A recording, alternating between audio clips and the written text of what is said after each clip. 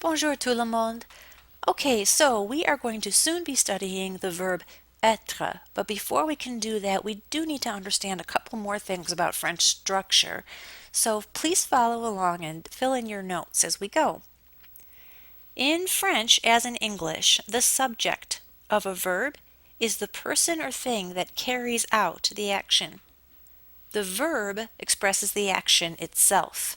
So in a short sentence like dogs bark, we have a subject, which is dogs, and the verb is bark. That's what the dogs are doing. We're going to move on next to talk about subject pronouns. Now, subject pronouns replace a noun that is the subject of a verb. So in this little example here, we have he speaks French. We don't know who he is, but we have the word for he, which is il. Il parle français. So checking in real quick. If you write in your notes, what do pronouns replace? Write down that a noun that is a subject. That's what they replace. And you'll notice we have this chart here, and this contains in English right now our subject pronouns. So we've got to write in the French versions of it. So for I in French, we say je. Notice how in English I is capitalized, but in French the word for I, je, is not. Then we have you, we say tu. To say he, we say il. To say she, we use elle. Now, in order to say it, we have got to remember that items can have a gender. If you remember, we have un stylo or une chaise. So to talk about this thing later on and just use the word it for it, we have to remember its gender. And then we will use either il or elle to refer to an item as it. These are all singular pronouns, and now in this next column, we're going to make each one of those plural. So if there's more than just me, instead of just I, but it's someone else and I, then I'll say, to say we in French, we say nous.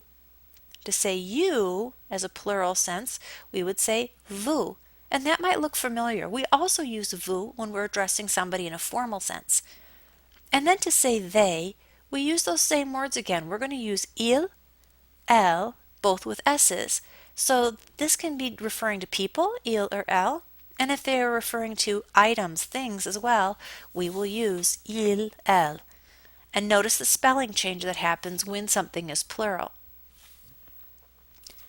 Subject pronouns in French show number, singular versus plural, and gender, which are masculine versus feminine.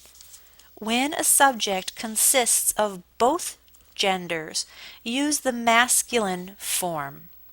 So if we look at these images, we have these two people that are dancing, a man and a woman, and then there's also this man and woman. So we want to say that they dance very well, or that they are from Dakar and we have a mixed group.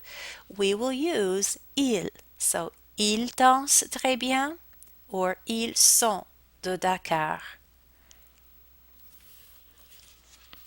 Now we use tu for informal address and vous for formal, and we've seen this before. Vous is also the plural form of you, both formal and informal. So for instance, how's it going in an informal sense, or how are you, we would say comment vas-tu? And then this comment allez-vous could be either talking to one person in a formal way, or it could simply be that you are talking to a group of people. Now there's one last subject pronoun that I want you to add into your notes, and that is the subject pronoun on. It refers to people in general. In English, we use pronouns like one, they, or you for this. So for instance, you would say in France, they speak French, but in French we say en France, on parle français. And then this on is also used to refer to us or we in a very casual sense. So on is a very casual way of saying we. So for instance, if I want to say we're at the coffee shop, then we would say on est au café. So these are our subject pronouns for now.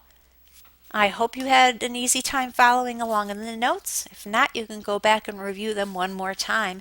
And we're going to go over some activities in class to make sure that we have this down before we go on. Merci, au revoir.